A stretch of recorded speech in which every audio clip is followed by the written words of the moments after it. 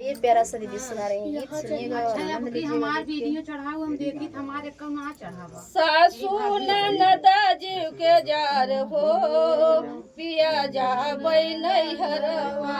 सासू ननद जीव के जार हो पिया जाबै नैहरवा। जाबै नैहरवा पिया जाबै नैहरवा। जाबै नैहरवा पिया जाबै नैहरवा। सासू ननद जीव के जार हो पिया जाबै नैहरवा। सासू का हाल बहू गोड़वा दबादा। सासू का हाल बहू गोड़वा दबादा। गोड़वा दबादा बहू गोड़वा दबादा। अरे हमरा उता मुड़वा पिराई हो जाबै नैहरवा। हमरा उता मुड़वा पिराई हो बलम जाबै नैहरवा। सासू ननद जीव के जाल हो पिया जाबै नैहरवा।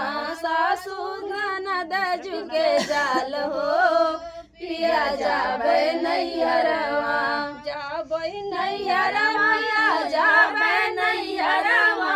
जाबै नैहरवा पिया जाबै नैहरवा। सासू ननद जीव के जाल हो पिया जाबै नैहरवा। ननदी का हाल भाभी चाहिया बनाइदा।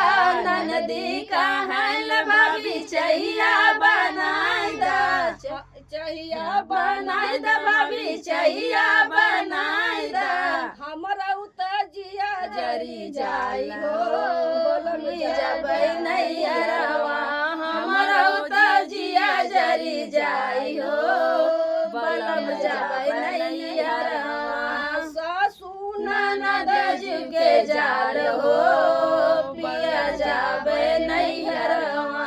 जाबै नैहर पिया जाबै नैहरवा। जाबै नैहर पिया जाबै नैहरवा। सासू ननद जीव के जाल हो पिया जाबै नैहरवा। जेठनी का हाल छोटी खानवा बनाइदा। जेठनी का हाल छोटी खानवा बनाइदा। हमरा उता पेटवा पिराई हो बलम जाबै नैहरवा।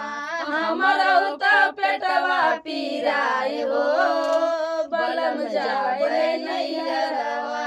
सासू ननद जीव के जाल हो पिया जाबै नैहरवा।